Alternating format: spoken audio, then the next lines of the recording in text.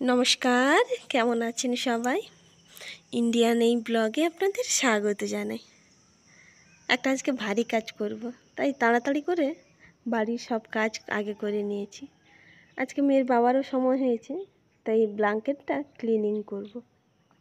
শীত চলে গেছে, কয়েক মাস হয়ে গেল, তবুও কিন্তু আমাদের সময় হয়ে ওঠেনি। এত যে গরম গেল, ওই গরমে কেচে দিতে পারলেই ভালো হতো, কিন্তু মেয়ের বাবার সময় ছিল না, তাই আর পরিষ্কার করাই হয়নি। আজকে একটু সময় পেয়েছে, আমিও একটু তাড়াতাড়ি করে কাজগুলো করে নিয়েছি। মেয়েও স্কুলে চলে গেছে, আজকে ওর স্কুল হয়ে ছুটি পড়ে যাবে, তাই ভাবলাম চলো ছুটি পড়লে কোথাও যদি যাওয়া হয় তার আগেই কেচে শুকিয়ে নেওয়াই ভালো। আমরা প্রথমে ভেবেছিলাম যে ব্ল্যাঙ্কেটটা কোথাও একটু সার্ফ গুলে জেঁকে ওখানে চুবিয়ে রেখে দেওয়া হবে। তাহলে ভাবলাম এত বড় জায়গায় চুবিয়ে তুলতে অনেকটা কষ্ট হয়ে যাবে মনে হলো, তাই এইভাবে একবার করে দেখলাম। একটু জল দিয়ে প্রথমে ভিজিয়ে দিয়েছিলাম, তারপরে সার্ফ গুলে ডিটারজেন্ট গুলে ওখানে দিয়ে দিয়েছি। খুব একটা যে নোংরা ছিল নয়, মাঝে মাঝে এর আবার কয়েক মাস আমরা এর পাতলা একটা ঢাকনা করে গায়ে দিয়েছিলাম, কিন্তু সেটা দেখলাম খুব একটা সুবিধা হচ্ছে না, এসে তলা পাকিয়ে পাকিয়ে নিচের দিকে চলে যাচ্ছে, তাই ঢাকনাকে শেষে খুলেই দিলাম, এমনি গায়ে দিতে হলো।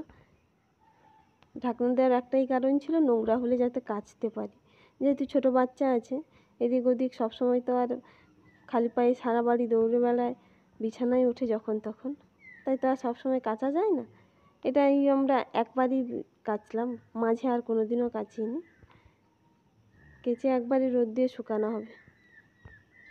এটা জল পড়ে যেতে এতটাই ভারী হয়ে গেছিলো। এখন আমাদের এখানে ব্ল্যাঙ্কেট ক্লিনিংয়ের সেরকম কোনো মেশিন আমি দেখতে পাইনি, বা জানিও না, আমাদের কাছে খোঁজ নেই। অন্যান্য জায়গায় যেরকম একটু বাইরে গেলে এগুলো ক্লিনিং করতে দোকানে দিয়ে দেওয়া হয়, কিন্তু আমাদের এখানে অতটাও আসেনি এখনও, বা হয়তো এসছে আমি ঠিক জানিও না, খবরও নিইনি। কিন্তু এখন মনে হচ্ছে নিলে ভালো হতো, দোকানে দিয়ে দিলে জানতাম কতটা কী নেয়, কীরকম জানাও হতো সব কিছু। এতটা পরিমাণ ভারী হয়ে গেছিলো যে তোলাই যাচ্ছিল না, পা দিয়ে দোলে দোলে সব যেইটুকুনি ময়লা ছিল বের করা হয়েছে। এইখানে কাচার এইটাই সুবিধা, বাথরুম তো এতটা বড় হয় না, যার ফলে এখানে বিছিয়ে সব কিছুতে জল দিয়ে ভালো করে ধোয়া যেতে পারে, তাই জন্য এখানে কাচলাম। আমাদের যখন খুব বেশি পোশাক থাকে তখন আমরা এই ছাদেই এসে এরমভাবে পরিষ্কার করে নিই।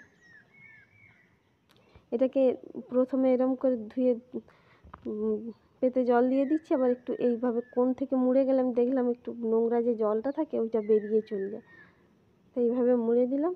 দিয়ে পরে মেয়ের বাবা বলল একটু বালতিতে জল করে তুলে দিলে ভালো হতো, তাই একটু জল ওকে দিয়ে দিচ্ছি। দুজনে তুলতেই পারছিলাম না, এতটা ভার।